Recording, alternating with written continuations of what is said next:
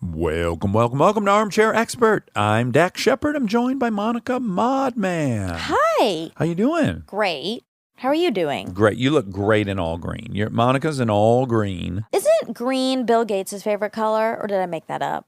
You must be right, because they say that green is genius's favorite color. My favorite color is really blue, but I'll often lie and say it's green because I know that about geniuses. Yeah, sure. Mm-hmm. It's my second favorite. After blue? Yeah. It's probably my second after purple. Oh my gosh, purple. Mm-hmm. Not a popular favorite color. That's why I like it. Yeah, that holds. Well, today we have an outstandingly talented performer, Leslie Odom Jr. Leslie Odom Jr. is a Tony Award-winning and Grammy Award-winning actor and singer. He has performed on Broadway and in television and film. He has released 3 jazz albums. Now, most importantly, let's just get to it, Hamilton, which is currently streaming on the Disney Plus app. It's incredible. If you were unable to see this musical, I don't like musicals, and this is one of 2 musicals I absolutely loved. It's so good. And Leslie is so tremendous in it, playing Aaron Burr. So if you weren't able to go see it live, I do urge everyone to check it out on Disney+. He also was in Harriet. He was in Smash, Murder on the Orient Express. And you can see Leslie currently on Central Park, the greatest cartoon on television, for which she just got nominated for an Emmy. So congratulations, Leslie. His new album is entitled Mr. Just MR. That's all you need. So check out his new album. Please enjoy Leslie Odom Jr. He's an armchair expert. He's an armchair expert. He's an armchair expert. Check. Get your check, cash your check, put it in the bank, save some money for your honey. Check that cash check. All our singers, you always start off singing. It's Well, I really want Leslie's approval, obvious. Yeah. You got it. Right? All right, let me just start you off with a compliment. You ready?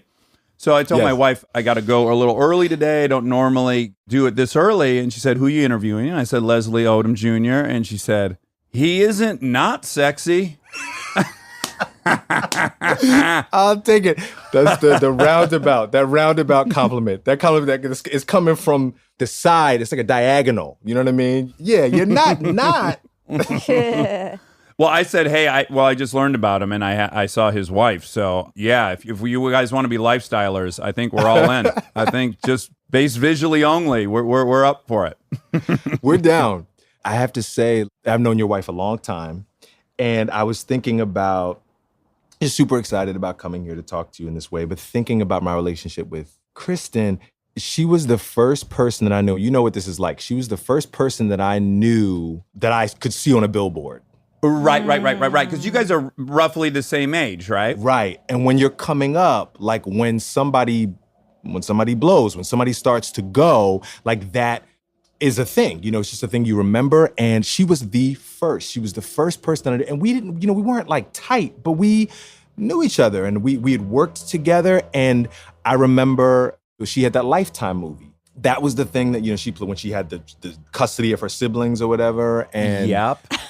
We were working together, and then I don't know, what is it, like a year or 2 later, she's on a billboard, and then like it feels like 6 months, a year later, she's Veronica Mars. And it was like, it's a big thing. The first person that that blues up. It's wind in your sails. You're like, oh, that's just a normal human. I know this human. So, wow, maybe I can do this, right?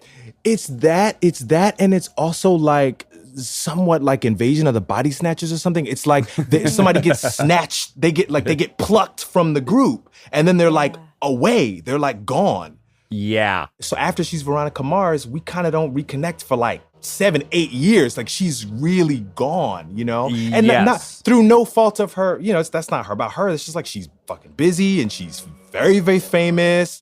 But yeah, it's really a thing. She was the first. She said you had a top pony of dreads when she was 19, and she said you were killing it. She said it was working in all the ways. That's right. I did. I had that was in my dreadlock phase. I loved my dreads, man. I would not have had them now because it's clearly labeled cultural appropriation. But in high school, I had them in 11th grade. And I got to say, my favorite hairdo, because you're done. You wake up, you're done. Yeah. There it is. That's what it's going to look like. You might throw it in a ponytail, but other than that, Yep. there's nothing to think about. I dug it. It worked for me until it didn't anymore. And then I remember shaving it off and how free that felt too. Like, you know, how liberating that was to like be bald. Yes, yes. So I got in big trouble. I got in trouble at school, and my mom said, "I've got to punish you. What can't I punish you with?" And I said, "Well, I think if you tell me I can't go on road trips, I'll probably move out and get an apartment. If you tell me X, Y, and Z." And she goes, "Okay, so that's it. That's the list." And I said, "Yeah, that's the list." And she said, "Okay, get rid of those dreadlocks." And I was like, "Oh shit! I didn't think you'd be that cruel to tell me to cut my hair off as a punishment." But she was so cool that I had to respect it. So she cut it all off. Yeah, and I remember dipping my head in water and going like, Right. "Oh my God, I haven't felt my scalp in a year." Right. Yeah. I might grow them back just to cut them off again, just to feel that feeling again. Yeah. That felt good. Talk about, you have a little girl, right? You have a 3-year-old, and Yeah. you know how you're kind of always trying to teach them like forward thinking, delayed gratification. Like this is something you're supposed to work on, and that would be the ultimate step in delayed gratification. If you spent 3 years doing something for a 3-minute sensation. There are people that do that though, right? Like the people that grow those flowers that only bloom once every whatever. There are people that do that really spend their life. Their life is about that foreplay, just like. Yeah.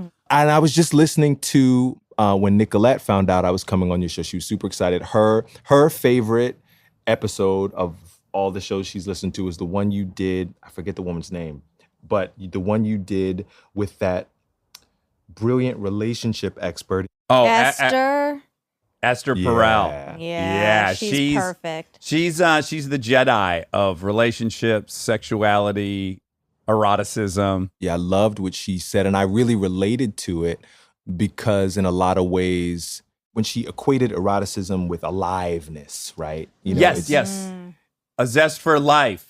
Right. It's the same sensation that I get like when this thing that I do, when it feels right, when it feels the best, it feels like there's an eroticism, there's seduction, there's a chase. It's exciting in that way. Let's drill into it a little bit. For me too, and this isn't a great characteristic, but I need a plausible threat of annihilation to enjoy myself. So my hobbies are like motorcycles, off-road racing, and then comedy, which is like you step out there and it's like, man, it can go either way on any night. And there's something about the stakes that, like the heightenedness of it, right, that wakes me up and makes me very present. Is that like what happens with you? 100%.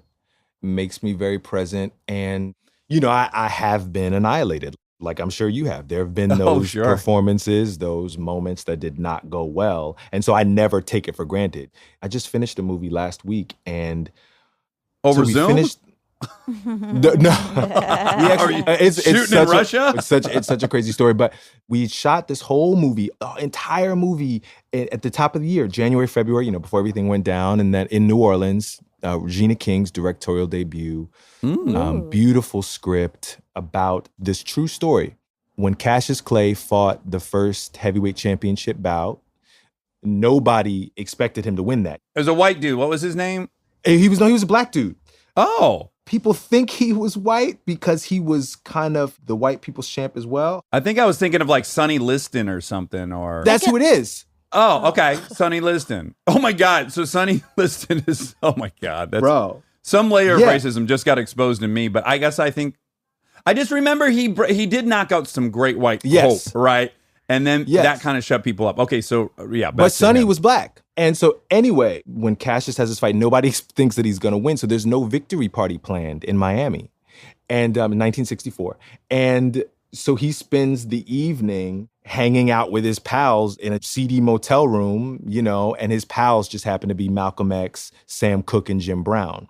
Oh And my we- God. And we know that it happened because the FBI was following Malcolm. Oh, So there right. are notes, Malcolm X goes into seedy hotel room with, they called Sam Cooke like black soul singer or something, like didn't even use his name. Oh You know what I mean? God. Sam Cooke, the Sam Cooke. But anyway, we shot this whole movie in New Orleans, had a wonderful experience, but we had a scene that happens at the Fountain Blue and they couldn't kind of replicate it in New Orleans. So they were like, well, we'll shoot that scene in LA. So like a week after we finish in New Orleans, we'll shoot that in LA and then we'll be done. And then COVID happens. And so we've been waiting for 4 months to have 2 days of shooting on this movie. I was bringing it up because like literally when they said that's a wrap and I felt that tension leave my stomach, I was like, I've been tense since I got this job. Like somewhere in my body, I've been holding tension for all of these months. Wait, can we go back to one thing, Jim Brown? Did you get to meet him for this movie?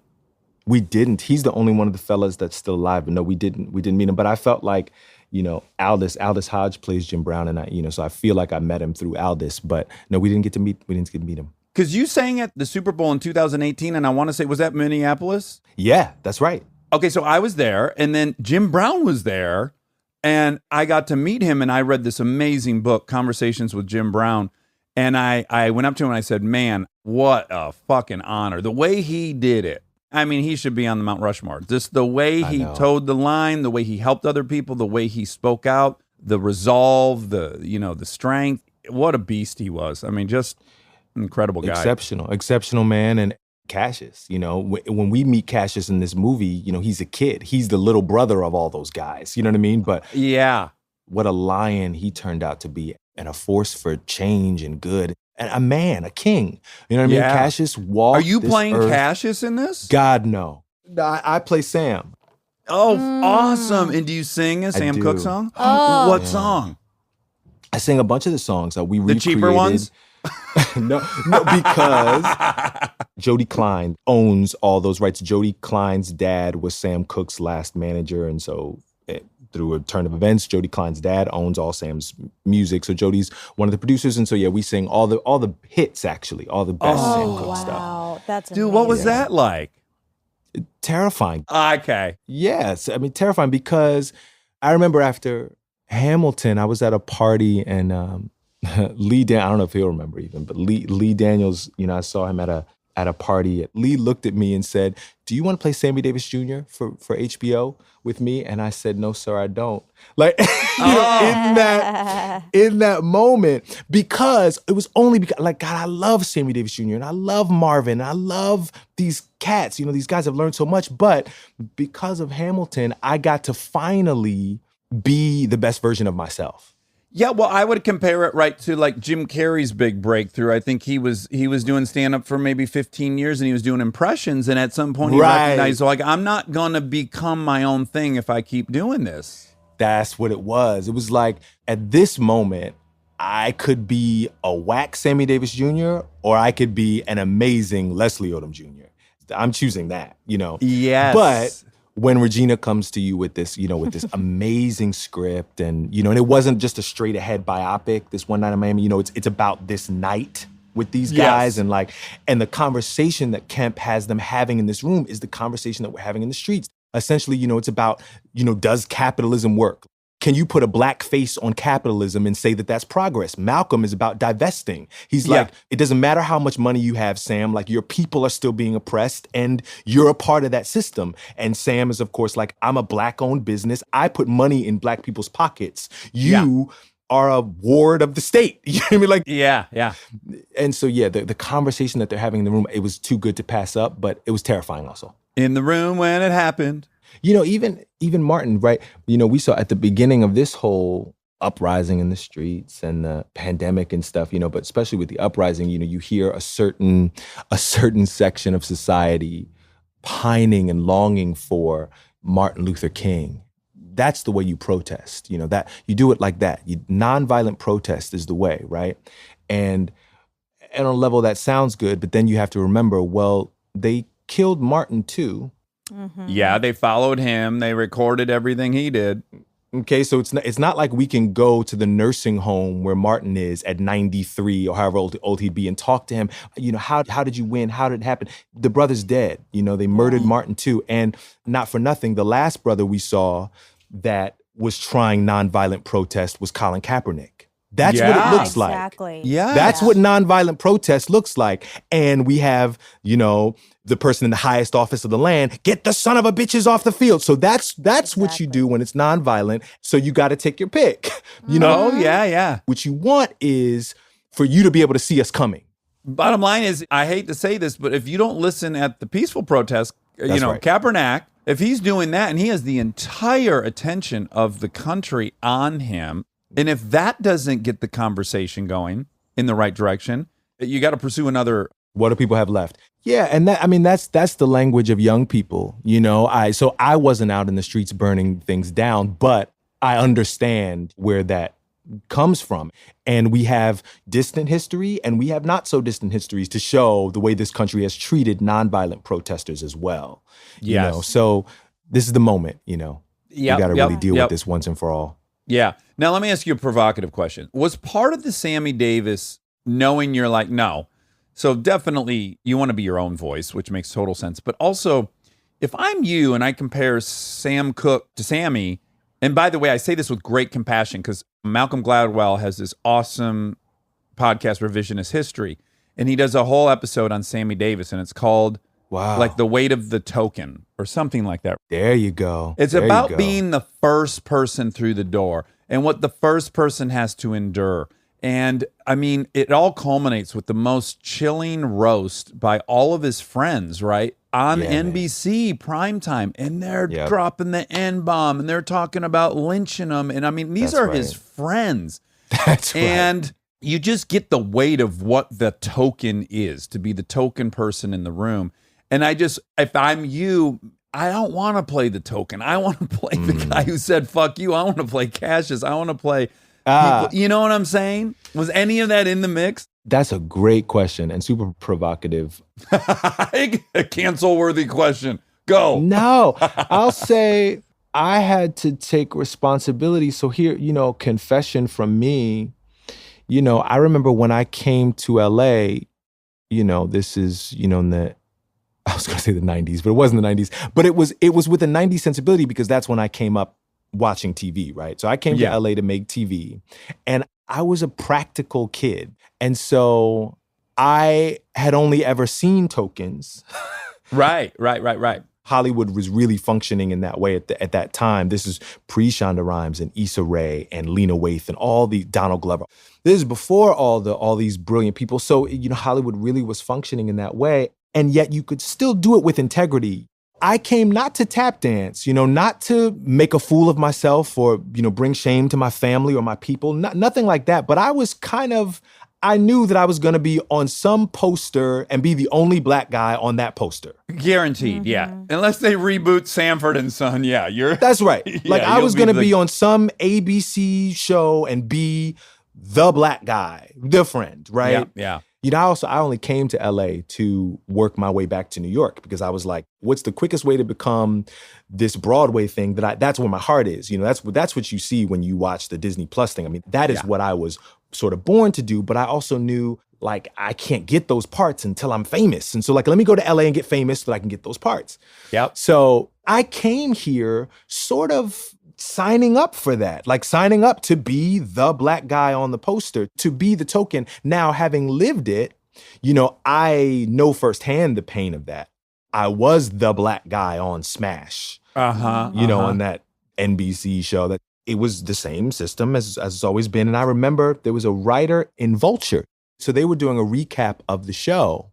And Smash coined the term hate watching. Everybody was only watching that show to hate on it, right? to tweet about it and to talk about how ridiculous it was. And so there was a really funny recap that she would do every week and just skewer the show, she named me Token. Oh, wow. She named me Token. Oof. How'd that feel? Oh, I'll tell you how it felt. It was painful. I had to take responsibility for it because on some level, that is what I signed up for all those years ago. So it was 10 years. You feel me? It's like what I came to LA on some level accepting or seeking found its way to me, or I found my way to it. I'll just add, you're not naive. So on some level, yes, I agree with you. But on another level, no, dude, you're not the fucking architect of the system. So there's really no responsibility for you to take on. You're not the architect. Until you have a moment to change it. Yes. When you got the leverage and you don't, then that's a whole other thing to wrestle with. That's what we're talking about. That's what we're talking with all these systems, bro. Like, that's what we had to reckon with Me Too. That's what we have to reckon with. Me Too's the same way. It's like, what I'm fucking waiting for is the guy that's gone through this to go to a fucking couch, sit down with a fucking psychiatrist. Am I cursing more than any guest you've ever had? No. And pull back the layers of rape culture and toxic masculinity. And like, this is what I've been looking at. Yo, Bill Cosby, when he came up, there were ads for roofies in the back of the magazines he was reading. Yeah. Oh my goodness. But in the backs of the magazines you were reading, they would have ads for the things you could put in a woman's drink. Or Spanish Fly. Remember when I was a kid? Like, that's what I'm talking. Yes. Yeah, Spanish Fly was always, and that's code. Yeah, like you're gonna make some girl horny with this pill. It is at some point. The same is true with racism. Like at some point, you have to commit to getting well. You have to admit that you're sick, that you are fucked, that you are ill, and you have to commit to getting well. You have to do the work and go, this is the water we've been swimming in. God, we're sick. Can I add one thing? This thing is set up to not allow for that. And I'll tell you why I think so. Is the side that's leading the charge, and God bless them, so glad they are, some faction of that side is more interested in retribution per se than growth. So the stakes are very fucking high, right? So for the guy to come out and say, you know what, I am a misogynist. I grew up in a culture where the worst thing you could be as a boy was a girl. You go to school, if you were a fucking girl, you were exiled. Okay, so over 18 years of hearing the worst thing in the world you could be as a girl, guess what? You feel superior to girls. And that blows, and that is how we were indoctrinated. Yes. But if I'm going to admit that and say, let me now work on that, you can't also take away my entire life, because if the stakes are my life vanishes, then guess what? I'm not going to probably own up to that. And I'll say the same thing as with racism. Like the notion that there's racist or not racist, you're a Nazi or you're fucking, I don't even know who the most liberal white person is. But no. I'm a fucking 3, okay, out of 10. Right. At best. That's maybe the best I could have hoped to be on the racist scale, is a 3 out of 10 from how I grew up in this system. So, but does that make any sense to you? Like, there's got to be. I love what you're saying, but I don't agree. Like, there's no danger of you losing your life, losing your, in any way. Like, if you really want to talk about it, like maybe you're talking about like, oh, my grandkids will have a little less than I do. Nobody's coming to take your shit. Okay. Like, if you're a white guy, you're a white guy. I was married to Joy Bryan on TV, and she said, it's always white boy day. What are you talking about? Get out of here. Like, nobody's coming to take your money. Nobody's coming to take your opportunities. Like, you're good until you die. Like, if you're here on this planet, if you're here now, if anything you're talking about, if you decide to fight for more equity and justice and equality for people that don't look like you, the world might look a little different for your grandkids, meaning they might have to, I'm not talking about you now, but they might have to actually compete. Compete. They might have to actually be competent instead of just being handed shit because they're white. Like, that's the fucking price you take. But here's the good news. You'll leave them a shitload of money. You're going to leave them a lot more than my parents left me. You're going to leave them the house and the wealth you've accumulated.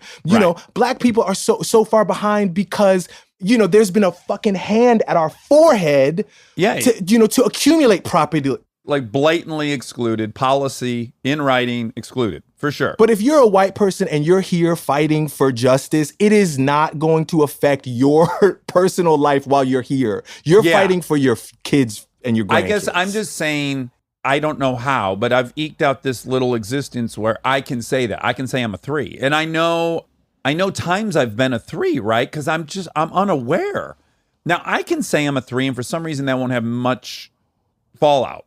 But I got to imagine, like, if Tom Hanks comes out and says, like, I think I'm a 4 racist. Sure. I don't know if he's fearful that will have a huge impact on whether he works again or not. But I see what you're saying, that it won't affect it. Not if there's a follow-up of I'm a 4 and I'm working to be a 0. Yeah. That's the There's sentence. no fallout. Yeah. There's no fallout. Like, I'm with you. Like, if you're a 9 and you're like, and I'm staying a 9, that's where cancel culture comes in. I'm a 9. I'm trying to get to 10 before I die. Yeah. Right. And by the way, you should be canceled if that's your mentality. That's what I'm talking about. I'm talking about about the man who's accused of like treating women poorly or, doing these things privately and being like, oh my God, and dealing with that. Here you've created a platform for yourself. Thank God. I'm curious to see like, if you feel like it's made you a better person, all these hours of conversations with people. But, if you are willing to work on it, there's no such thing. If you're willing to have conversation and But by do the way, work, it requires friendships, right? Where you trust the person. So Joy Bryant has like defeated me in like 4 epic racial debates. And one of them being, I'll give you an example. tell me. I just fucking hated Chris Brown. I'm in love with Rihanna, so that's part of it, right? We all are. Come on. And then, my mom was beat by a husband. I witnessed that, so I have my own particular distaste for that. And so I was, going on about fucking Chris Brown and what a piece of shit he is and how I'd love to fight him and yeah. And Joy's like, do you feel that way about this actor? And she names a white actor who's been found guilty of spousal abuse. And then she names another one. And all of a sudden I go, oh my God, you're right. I mean, that's objectively the exact same thing. And yet I am very able to label Chris Brown a monster or a bad guy or evil. And most certainly a part of it is he's black. This could be the only explanation. Can I give you one tiny on your defense? And I'm on Joy's side. I want to say because like nobody's going to cancel me, but I'm going to give you a tiny bit for your defense the next time you guys get into the fight. Yeah. Well, it was like the only difference was, God, Rihanna's so tired of talking about this, and I love her too. Yeah. Like God, I love that woman. I love what she's built. But I'll say this and then I'll put it down. I relate it to the Me Too thing too. The only thing that was different was when we saw that picture. That's what I was, funny enough, that's what I was hanging the entire argument. After When she we saw that exposed me for picture. feeling differently, I'm like, Yeah. I saw the pictures, dude, and it was gnarly. She had been attacked, and I was like, when we heard about it, what we all pictured was like, what is it, right? Yeah. And to get off them for a second, like to go to the Me Too movement, it was like, without calling names, all of us, when we hear about these guys going down, you're like, come on, what'd he say? Like he said you had a nice top on or whatever. And you're like, oh, you gave out sex toys for Christmas? Oh, shit. Okay. Like, my bad. Like, Wait, you jerked off in a plant? Wait, what? Yeah. What? Like, it was so much worse. Because we're conditioned to protect people we love. Well, white men. Well, and black folks in the black community, they protected R. Kelly too long. They protected. Yes. I think it's a parental 100%. thing. This is my armchair theory on it is like, we all have parents that are flawed and we love them and we get practiced at making excuses for these people we love. And then so now we love Bill Cosby and he's kind of our dad too.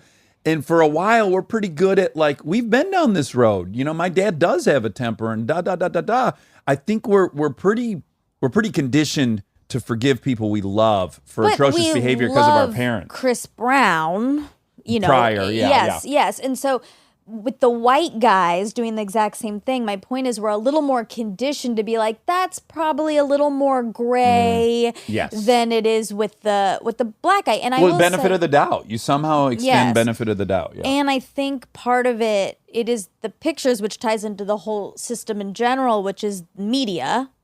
The media is more likely to be like, this black guy's bad. Yeah. These white guys, we're not going to show pictures of. Like, so it's all still part of this whole system where this is bad, this is maybe not so bad. It's true because she pointed out, I think, that there was a picture of like Charlie Sheen's thing. There was a picture of his lady, and I had seen it. Sure. And yet it wasn't equal. I have to admit, it wasn't in my mind, it wasn't equal. And that's why you're a 3. That's exactly why I'm a 3. Stay tuned for more Armchair Expert, if you dare.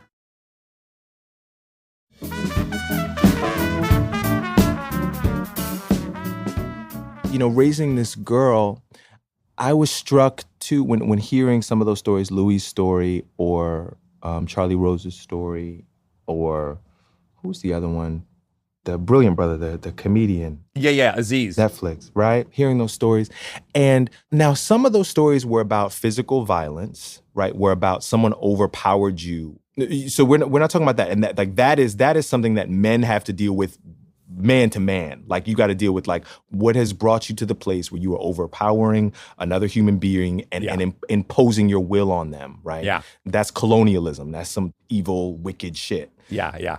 But some of those situations were just that, you know, we have to have these conversations with our young women, with our girls, because some of them were literally, you did not feel in your body enough. You did not feel enough agency in your body to get up off a couch and walk out a door. Like the only thing that stopped you from the psychological harm that was inflicted upon you was your willingness, your ability to stand up and walk out a door. And that is true of anybody, you know, because the power dynamics. Oh, yeah. Sometimes they're physical, right? Like we're saying, you know, the police departments, they are the most violent arm of white supremacy, but there's what happens in education and what happens in banks and what happens in real estate. You know, there's lots of ways that the system is set up. So the same is true of, you know, the way we raise our young women. You walk out the door, you know there's a long history of you won't be believed. The police won't take it seriously. If they do, they're going to give you basically a gynecological exam at a police station. You don't want that. Right. This person's probably going to end your career. The physical disparity, the sexual dimorphism that my wife will point out. She's like, you know, I get into an elevator all the time and the person in the elevator is literally 2 times my size. Imagine you got in an elevator and there was a guy that was 7'6" and 400 pounds. You're aware of your vulnerability.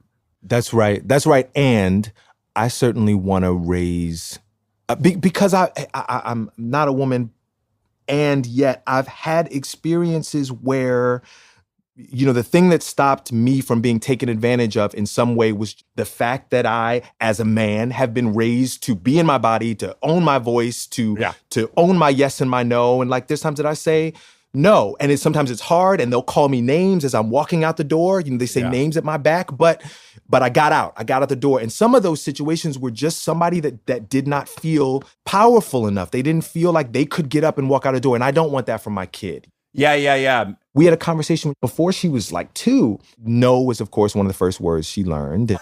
And so the family was doing this thing where they'd ask her, hey, Lucy, can I have a hug? And she, no. And then, you know, they come and give her a hug. Lucy, can I have a kiss? No. And they give her a kiss. And me and my wife talked about it one day late one night. We're like, we need to talk to our family. Yeah. And we need to tell them that when she says no, you have to respect that. If you ask her and she says no. Yep.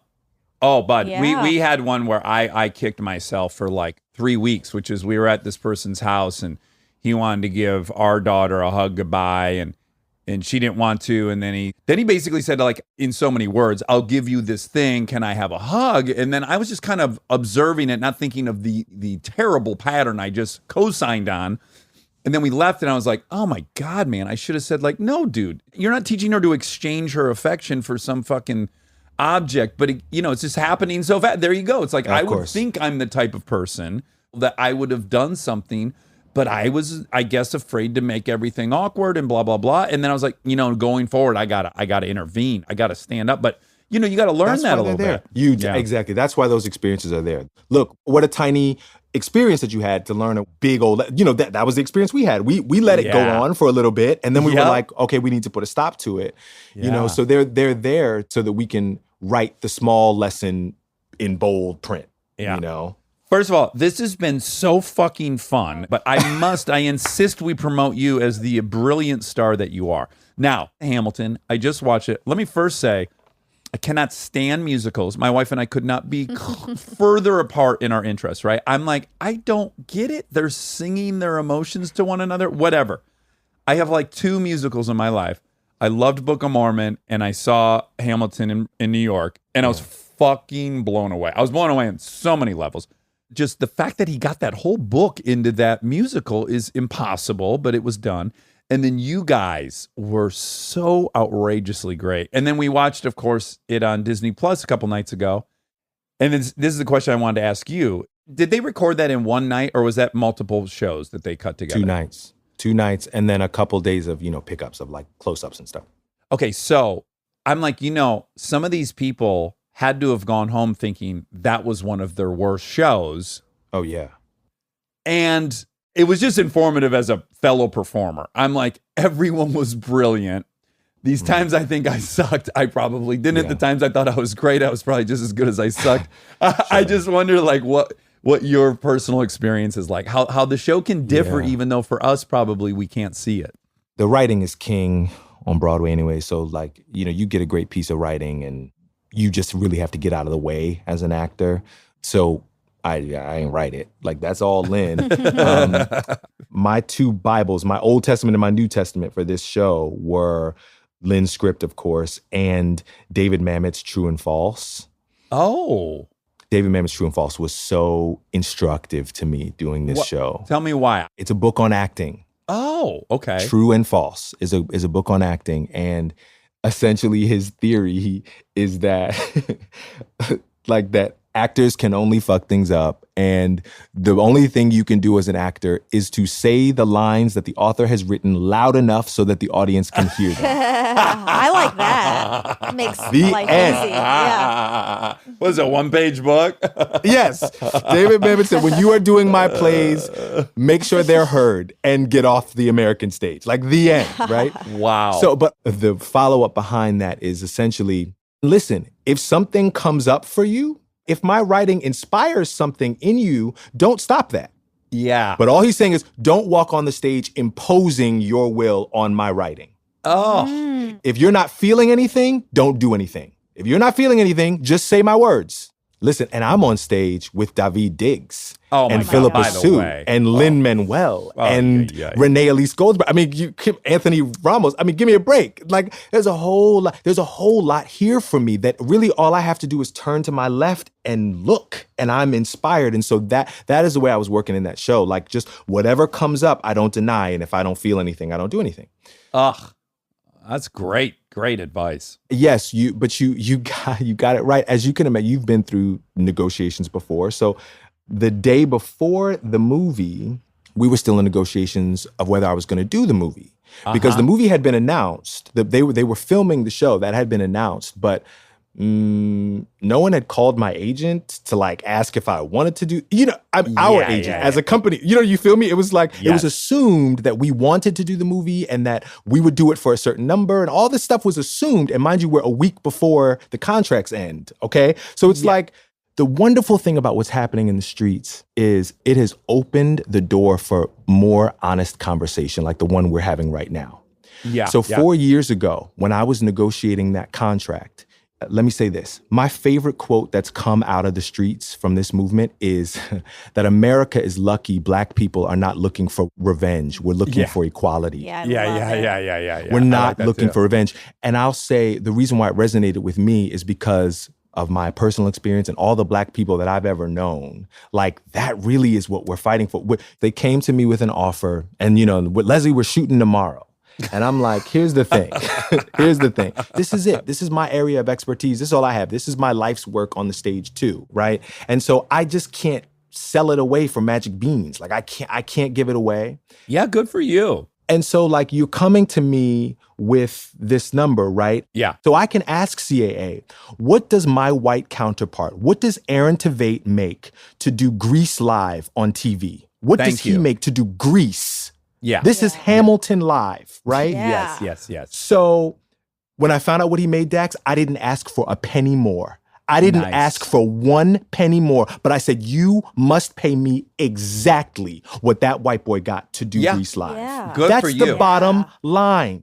That is about, I love my white liberal friends. I, love white people, right? But don't be in the streets talking about Black Lives Matter if my Black life doesn't matter. Like, essentially, don't wait for the fucking cops to kill me before my Black life matters. Yes. If my Black life matters, make sure that I can take money home to feed my children. 1,000%.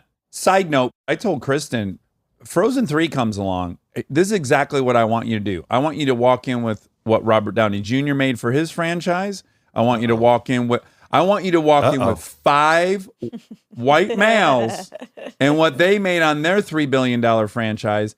and you say, I'll be taking this. Well, and the thing is, when I talk to young people and talk about the power of your yes or your no and getting up off the couch and simply walking out the door, it doesn't always work, right? Yeah. Negotiations, I lose jobs sometimes. The day before we shot that movie, I called out. I was not kidding. I was not coming to work the next day to do the movie.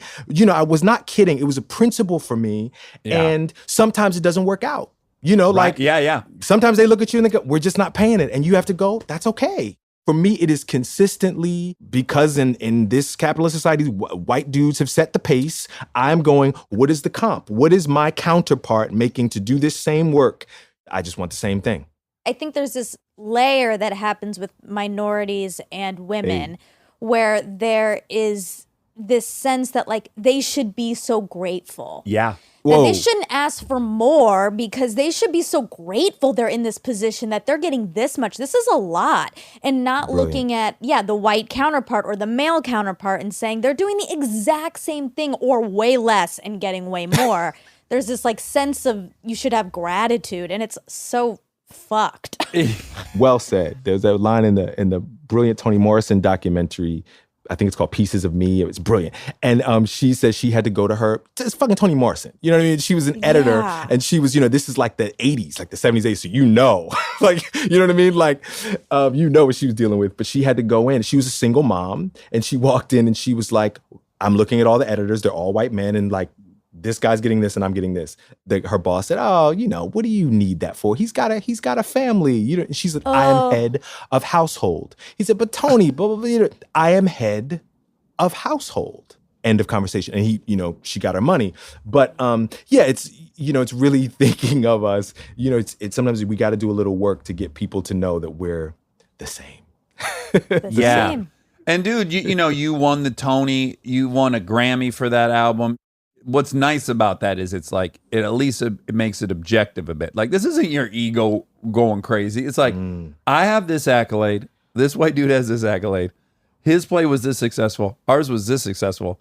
Tell me how that makes sense. Everybody's got their Achilles heel, right? So let's say mine is, I always knew that since I was a kid, like whenever I'm asking for justice or fairness, like the first thing that they do is like to say that I'm egotistical. How we'll destroy you is we'll say that you're an asshole. We'll say that you're egotistical. The subtext, right, is cocky, is not appreciative, right, is the things Monica just said. I had to remind my friend, my friend, the producer, just because, like you said, in the light of today, in the light of this context, I want you to go back and look at the letter that I wrote you when we were talking about this. That was not my ego then. It is not my ego now. Yeah. What I was asking you for was parity. That's it. Yep. It was never my ego, bro. I promise you. Yeah. Boy, that's it's embarrassing for all of us. Okay. We're fixing it. Yeah, we're fixing it. I love your song Go Crazy. Oh. Hey. The video's sexy, Monica. PQs. Thank you. You don't listen to the show, but that means pussy not, quivers. Listen, it's not sexy. That's what I'll say. It's not it's sexy. not. That's right. And it doesn't not give you PQs. Now, the woman in the video. Yes. Who's the woman in the video? Oh, her name is Jazz. Okay, so here's what I was thinking. So I was like, this is tricky because you're married and you're married to an actress. Yes. And if I'm you, I'm like, well, hun, see, this is like a sexy song about like single people. Like, this isn't a song about married people. So I'm going to need to get some very attractive. I got to build this single. I can see me making this case to my wife, and I'm just curious. Well, we've had those conversations. We've been together 12 years, and we've had to have those honest conversations, especially as success goes up and down for both of us and all that kind of stuff. We just really check in with each other and go, what is our expectation? And then we just have to have honest conversations about it. We had a conversation not too long ago because my wife is a brilliant actress and a brilliant singer. And what I'm always trying to get her to understand is like, babe, you are always at the top of my mind.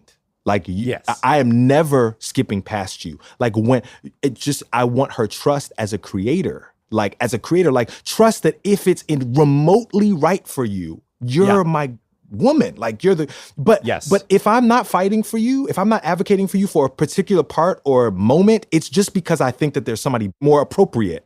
Well, dude, I can give you the example, which is like I wrote this movie about my using years before I got sober. And it's like, I'm not casting Kristen as one of these junky gals I palled around with back then. Like, it's just not her sweet spot. So, artistically, I would have to say this isn't the one for you. Right.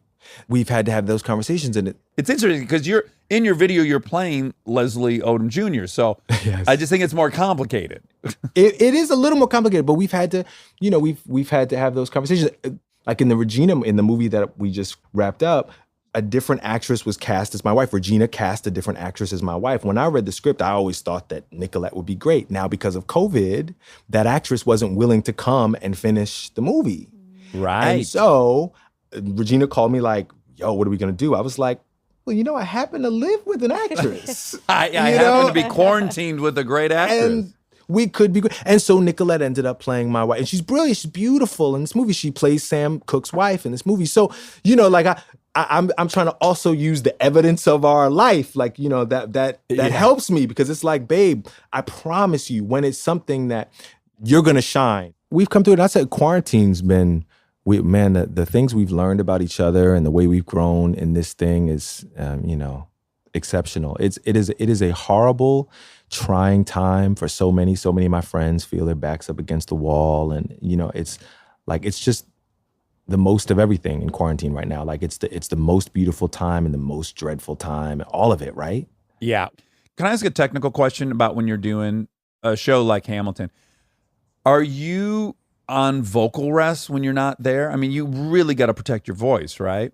I wasn't. Some shows you do, but Hamilton was in every way that the experience in the project just fit me like a glove. It wasn't written out of my range. It was something that I had to take care of myself, and I was happy to take care of myself. Is it less stressful to be like rapping a lot of it?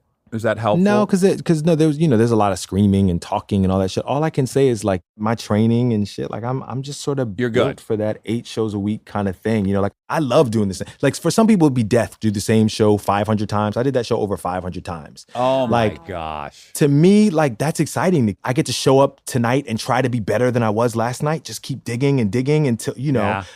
Well, that's what Kristen pointed out. I was lamenting about how I could not do it. I couldn't do 8 shows a week for a year. She goes, yeah, but baby, you're comparing it to something you wouldn't want to do, basically, which is try to sing, and you suck at singing. She's like, did you mind doing a live show at the Groundlings every Sunday? I'm like, no, fucking live for it. She's like, what if you could have done that eight times a week? And I'm like, oh yeah, I would have. But as you get older, I'm wondering, has your appetite, like, because it is such a commitment, and you have a baby, all these different things, you have other opportunities that probably pay more for less work. Does it get less appealing, or do you think you will always keep returning? Oh, I would love to return. I mean, it has to be something worthwhile because the sacrifice is so great. You don't make a lot of money, and you are away from your family. You do have to take care of yourself. All those things. And so the only requirement is that it has to be something worthwhile, which is a tall order. But no, man, I look at it as it's like ministry to me. It writes my whole life. It puts me in touch with my purpose. And I didn't get in the business to be a celebrity or be in TV and movies. I wanted to be on Broadway. So like any chance I get to do that.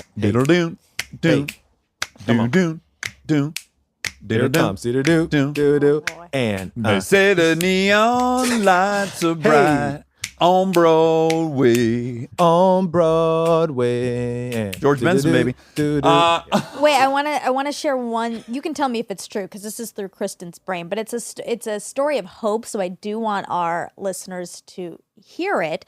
She said that she knew you from New York, knew how talented you were, and then she saw you working at a grocery store, and she's like, oh man, this guy's just so unbelievably talented, and he's working at a grocery store. Yeah, it'd be like if Babe Ruth took your keys at the valet. You'd be like, dude, aren't you supposed to be swinging a bat? Something doesn't feel right in the universe that this is happening. And then, a week later, she heard that you got Hamilton. Right. Is that a true story? It's a true story. I can tell story. already that part of it's wrong because I know he quit. He had a TV job that he backed out of to do Hamilton, which I think must have took the most amount of bravery of your whole career. But it would have taken more bravery actually not to do Hamilton because I knew how special that show was. But to not do Hamilton for a bag of money. I was just like, I wouldn't take anything. I wouldn't take anything to not do Hamilton. But she's right that, my survival job at some point, I just had happened to, God, this is going to make me sound like a shitty person though. But no, but I feel like your podcast is about telling the truth. So the truth is, I feel so bad. But I'm 22, 23 years old. And during the summers back at home, I had worked my way up to cashier at a grocery store at home. So I knew I was quick at the register and And it's good money, right? There's a union, and you're getting like triple time on a Sunday if it's a holiday. One of my best friends in the Groundlings, Tim Lovestead, sometimes I'm like, what are you making today? He's like 4.5 times. Bro. Well, do you remember the grocery strike? The union struck, and so I was a scab. Oh. Okay. I applaud your honesty. And by the way, I've been so many things worse than a scab, so you are in you're in good company. Scab. Yeah, so I did. That was my survival job. But we didn't know how. Like the grocery store strike, it ended up. We didn't know if it was going to be a week or 2 weeks. I wouldn't scab today. I want to say I've learned I would not scab anything today. But I'm 22 years old, and I'm dying out in L.A. And so they were striking. And so you didn't know, is it a week? Is it going to last 2 weeks? But they were paying everybody the maximum, which at that time was like $17 an hour. Wow. Give it to me. Bro, to scan groceries at the grocery store. Talk with beautiful moms and... Come on. Yeah. So I did it for like 3 months. The strike lasted a long time, unfortunately. I'm sorry. I really am sorry to all the union workers. Well, dude, I think the fact that you own that is the greatest thing. And your book, Failing Up, I think addresses that, right? Like the many, many setbacks. I mean, because if I look at, if I tell one version of your life, right, it's that you were on Broadway at 17 years old, that you've been on Broadway for 22 years, more than you've not been on Broadway. But that's not the complete story, is it? No. I did that Broadway show, and then it was over a decade before I did another one. It was, over a decade before I did another Broadway show. And then and I've only done 3. There was Rent, which was a dream come true. I say sometimes half joking, but I didn't want to be on television and movies. I didn't want to be in show business even. I wanted to be in Rent. Like that was my dream. So it was like I'd won a fan contest or something. One day I'm loving the show, and then the next I like blink my eyes and I'm standing in the Seasons of Love line and like singing to an audience. It's crazy. Yeah. I did that show, and then I had to dream another dream for myself. So then the next show that I did over 10 years later was a show called Leap of Faith. We ran 2.5 weeks on Broadway before we closed. And then the next show was Hamilton. Wow. Wowzers. That's wild. You got 2 albums that are out. I think you're making another one maybe. It's rumored. Yeah, man. But 2016, Leslie Odom Jr., number 1 on the jazz charts. 2018, Simply Christmas, number 1 on the jazz charts. Your single Go Crazy is everywhere and doing great. Yeah, that's from my first album of all original music. I just put out an album of all original music, and I'm super proud of it. This weekend, we went, after the movie, of course, we were number 1 on iTunes pop charts for the whole weekend. And yesterday it was amazing. Yeah. That's great, man. Congratulations. Thank you. I'm so happy to hear that. Oh, last thing I got to say. Central Park is the best cartoon I've seen since The Simpsons. I mean, you're on like one of the greatest cartoons ever made. I can't believe how good it is. Like Kristen had early ones, and let's watch it. I'm like, here we go. I got to watch Encore about people reassembling their musical theater high school My wife thing. loves that show, by the way. I'm sure she does. She does. There's a lot of stuff that I watch. And so this thing starts, and I'm like, my goodness, babe, you are in like the best cartoon in the world right now. It's a good cartoon. It's a good cartoon. And Josh, Josh and I went, you know Josh very well. I love Josh's episode of your show, but Josh and I went to college together. Carnegie Mellon. Yeah, we were little babies, and I've been working on his weird little projects for over 20 years. This is the first time he's ever paid me though. So we're having a ball. I love it. That's great. And that's on Apple. And then, of course, Hamilton is on Disney Plus, and then your music is available everywhere music's available. Leslie, I hope when all this is over, we'll all hang. You, Belle, and I would love that. Nicolette and I. Yeah, that would be fun. I would love that. Thank you both so much. Thank you, Monica. Thank you, Dax, for making space. I appreciate it. Absolutely. Thank you. We love your show. Oh, thanks, man. Bye. Bye. Stay tuned for more Armchair Expert, if you dare. And now my favorite part of the show, the fact check with my soulmate, Monica Padman. I'm happy to be back here. I know you've been out of town. Yeah, I had a 1-week Trip. business trip. Sounds funny to call it a business trip. That seems like what moms and dads do at a Embassy Suites. That's what you did. Well, that's true. You're a mom and dad, and you stayed in virtually an Embassy. I was in a Suites. Holiday Inn Express at one point, and then a Sheraton. And I don't know if it's Sheridan or Sheraton. I think it's Sheridan. 10. Oh, I think it's a D. I don't know. Is Let it a me look D? it up. Neither of these are endorsements. It's a D. It's a D, Sheridan. Wait, Sheridan? No, hold Oh, on. Hold fuck. on. That's a different Sheridan. Uh-oh. It's Sheraton. Okay, with the T, I was right to be nervous. Oh my God. Good thing we checked. Yeah. Jess texted me the other day and he said, "Did you know it's actually hard as hail, not hard as hell?" What? Yes. And then I said, "Really?" And then he immediately said, "Actually, no." So he must have, I think he heard it on TikTok. Oh. Yeah, he's getting a interested. lot of his info now from TikTok. Pretty much exclusively from TikTok. I thought they ended it because it was a Chinese company. So did I, but it's still there. It's not slowing anyone down, huh? I think what happened is, a lot of Southerners say that. Hard as hail.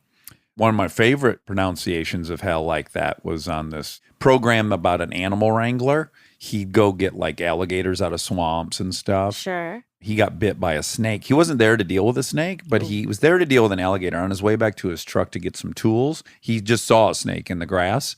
So they weren't even on him tight. And he's like, "Oh, a snake." And he grabbed it, and then all of a sudden he heard, "Ow, it hurt like hell." He got bit by the snake, which wasn't even why he was there. Oh. And then I was wondering how good he was at this job. Yeah, you're right to question it. Because he was very much fashion first. He had like really bleached hair and spiky and lots of like True Religion, chains in the wallet. Wait, was it Guy Fieri? No, but very similar look. Okay. Good, yeah, so good. You're on the right path. Okay. He just went and got things out of people's ponds and yards. And yeah. Oh, my. I think you know, but I don't think you know. I really hate snakes. Oh, really? Yes. Number one on your hate list? Okay, or let's call it fear list. Okay, but you'd rather be face to face with a snake than a lion. I hope so. Yes. Yeah. I get sort of paralyzed thinking about a snake. Oh. One of my best friends from home has like a true phobia of it. Even if you like say it, like if she hears it. Oh my God. You know who I thought your friend was immediately? Oh, Indiana Jones.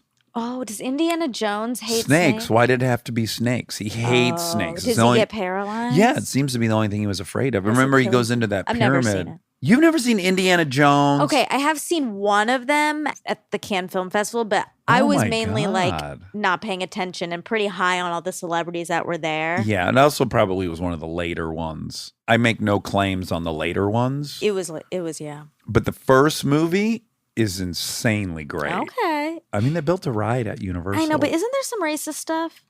Or no? Is Not that I'm aware of. Oh, okay.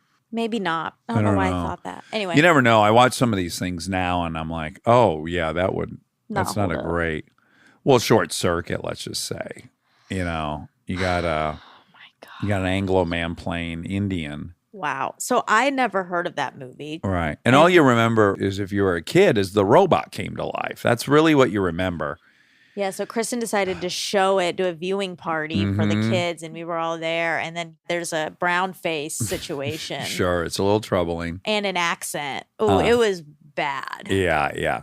Again, I would have never even thought of any of it, Yeah. but then I was like, oh yeah, this is very outdated. Yeah. Okay, now back to Indiana Jones. I Okay. don't think there's anything like Okay. that in there, but of course we should watch it together. I'll find out in fast order if there's something dicey. Well, I'm not going to like the snakes part. I'm telling you right now. But you might love it because the hero who's fearless also fears snakes. So you might feel a great kinship. Okay. He does not go into brownface at any point in Okay. the movie.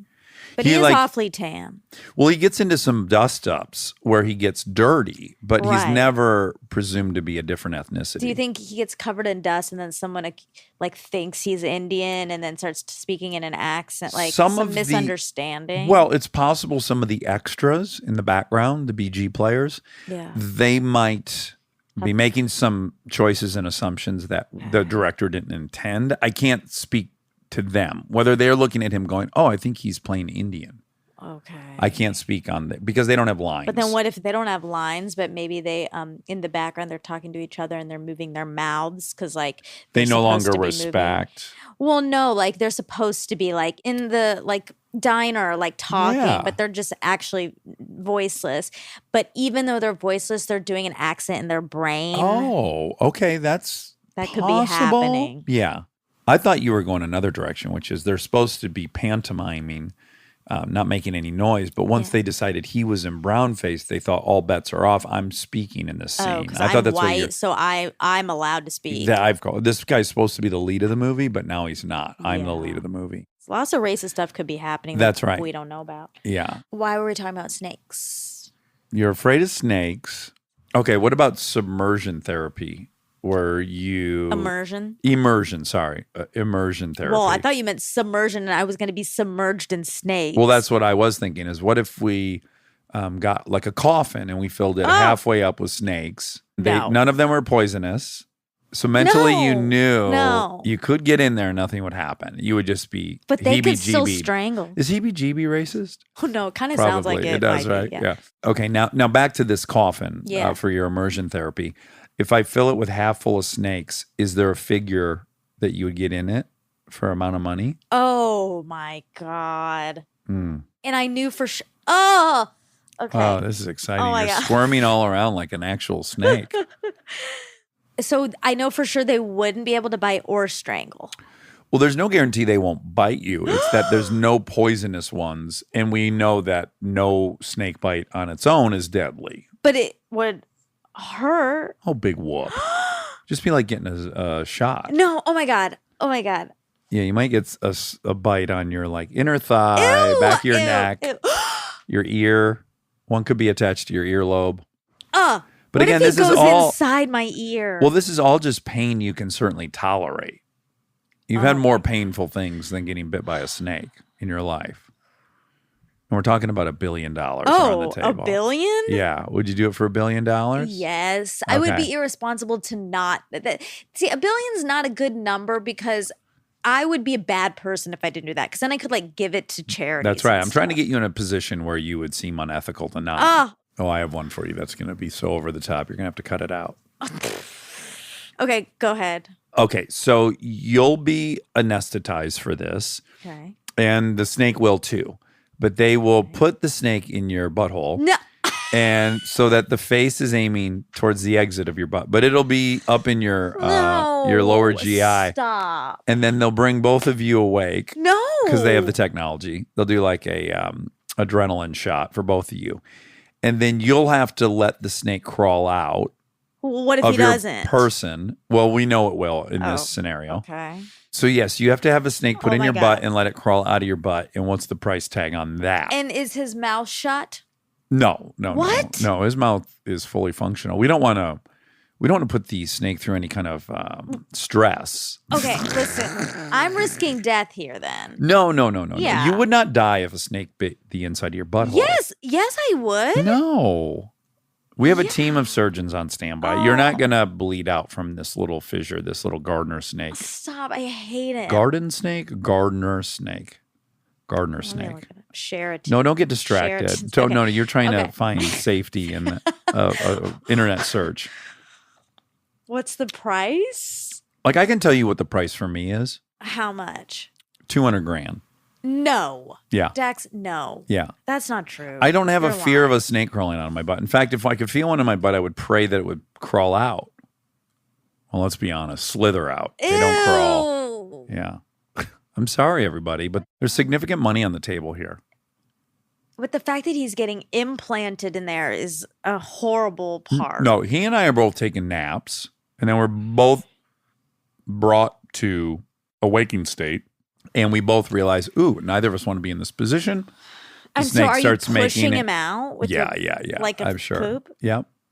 I think if your some- body, your muscle memory would take over, and you'd start pushing him out like he was a poop, whether you knew better or not. This makes me want to cry. Good. What's the price? You're looking at maybe 5-10 minutes of discomfort in your whole life. $50 million. $50 million. So for $49 million, you wouldn't have a snake up your butt? No. Wow. You have such integrity. I really admire it. I don't think it's It is. integrity. It is. $50 million, I could give a lot away to charity. I could buy my house and renovate it exactly how I wanted it. And I could buy stuff for my family. For 10 and uncomfortable I'd have plenty minutes. of money for children. Uh-huh. But not less than that. Okay, $50 million is the price.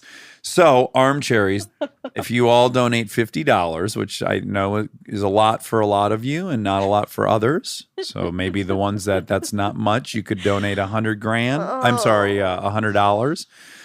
But we could get this done. Stop. Now, we're hate underestimating this. the cost of the procedure and finding medical professionals that would perform it. But let's not get hung up on that right now. Let's just try to crowdsource this Oh my 50 God. mil to watch you People are deal going to with a watch snake. it. Well, I think if people donate $50, they're entitled to see it exit your butt, don't you? I mean, as long as they agree to not make it sexual. That seems like a reasonable thing to ask. It's a 3-foot snake. That is not even fitting in my body. Sure, it will. When you get a camera for a colonoscopy up your butt, it's like 5 foot of camera. But the snake can't get up in my organs. No. Again, it's going to be facing towards your rectum. Just to be I- really clear well, about his this. head is going to be on his way out. That's right. His head. Would you feel more comfortable if the head stays outside of your anus? Yeah. Yeah, I guess so. Because part of it is I'm scared he's going gonna to start bite. biting me inside my But butt. I think his or her. Let's not be sexist. he's definitely a boy. Her goal might be just to exit. I don't know why biting anything makes you feel No, okay. like you're exiting quicker. This has to be part of it because as soon as he comes out, he's definitely a boy. As soon as he comes Okay. out, he's going to be riled up. He's going to be pissed. Or relieved to be out of No. your butt. He's going to be pissed. He was stuck and then he got released. And then he's definitely going to bite my neck off. No. Well, listen, if you found yourself, if you woke up tomorrow morning and you were in a room with no doors or windows, Stop. You know what? I would get your scared. first option be to start biting the walls, or would you try to start figuring out how to get out of there?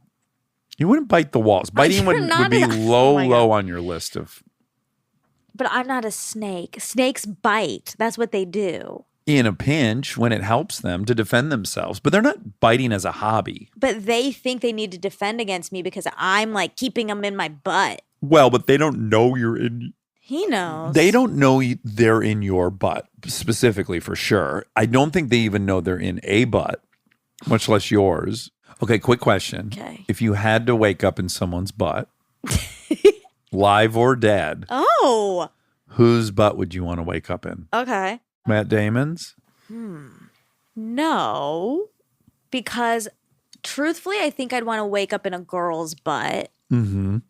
Probably a Me too. vegetarian's butt Okay. because they're getting all their poop out of there. Yeah. Stinkier, but yeah. That's a good point. I don't want it to be stinky. I have one. Okay, who?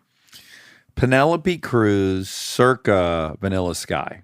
Tell me why. You have to tell me why. Is your head like the snake's? Like it's like kind of towards the butthole.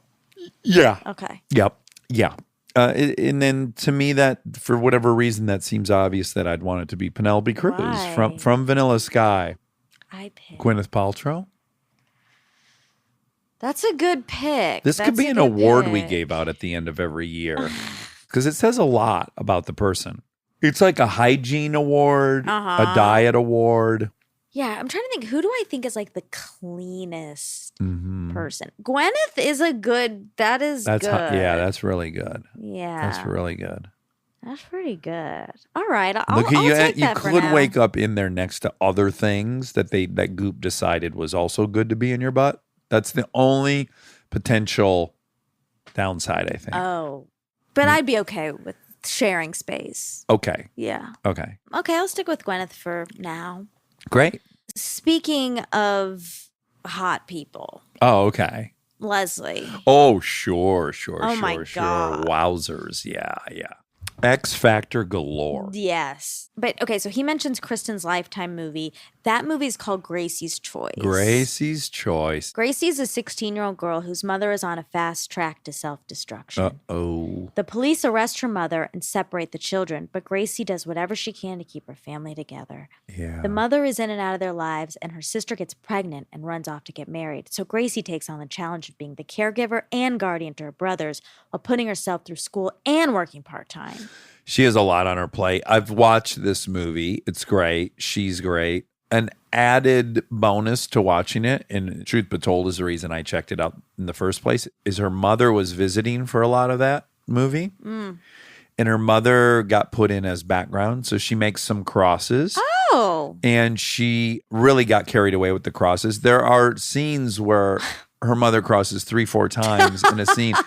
Gracie will go into another room, and lo and behold, that woman is also crossing in that room. Okay. It is great Oh my God. fun if you know and love Lori and you know and love Kristen to watch it for that reason. To be fair to Lori, who I do know and love, I don't blame her. Obviously, I blame the director who's like not paying attention. Let's be specific. You should be blaming the AD, the assistant director. They're in charge of background. The director can't be worrying about the performances of the leads and also myopically staring at the crosses in the background. They'd miss the performance. Look, they could do it all. I'm not trying if to they want their movie to be good. And I'm not even putting shade on the AD of Gracie's Choice because that AD, she or he may have thought, oh, who gives a shit? No one's going to notice and they're having a blast.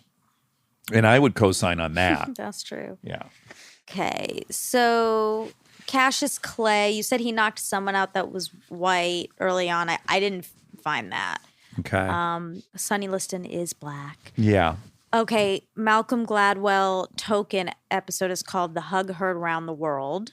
The Hug Heard Round the World. Yes. Sammy Davis Jr. hugs Richard Nixon at the 1972 Republican National Convention. Which alienated him from the black community at large. Yes. Yeah.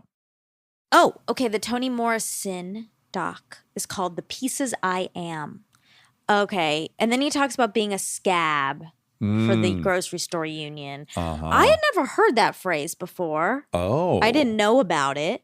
Yeah. But it's a union worker who returns to the job without permission from the union or a non-union employee who needs the work and is willing to put up with the taunts, threats, and even violence from strikers. In either case, he or she is the mortal enemy of the labor union, an organization that's designed to protect the interests of workers from the possible tyranny of management. The only true weapon of the labor union is a strike, and scab labor renders a strike useless. Yeah, so Michigan's a very, very union-centric state. Yeah. And of course, I'm very pro-union, and that term scab was very well known where I grew up, and it was like the worst thing you can be. What I can now see is, once again, it's a way for the true antagonist to go unchecked, right? So the whole struggle then becomes about the scabs versus the union workers when it's like, oh, well, the shop owner just got off scot-free because now you guys are mad at the scabs. Right. Yeah, it kind of gets diverted. I can see another side of the argument now that I've left Detroit, which is like, well, it's convenient for the employer to make it all about the scab and the union worker when that's not really what the fight is. Yeah, that's true. And also, like, what they need money. Yeah, but I get it. They're right.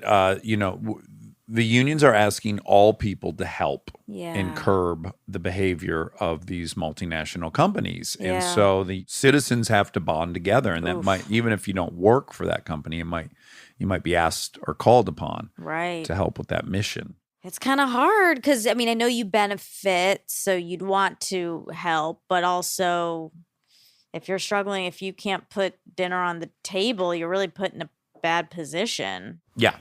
Yeah. Yeesh. The reason it's never been a great threat to SAG, the Screen Actors Guild, is you can't really replace all the people that you and I want to see on TV with non-union labor and be satisfied.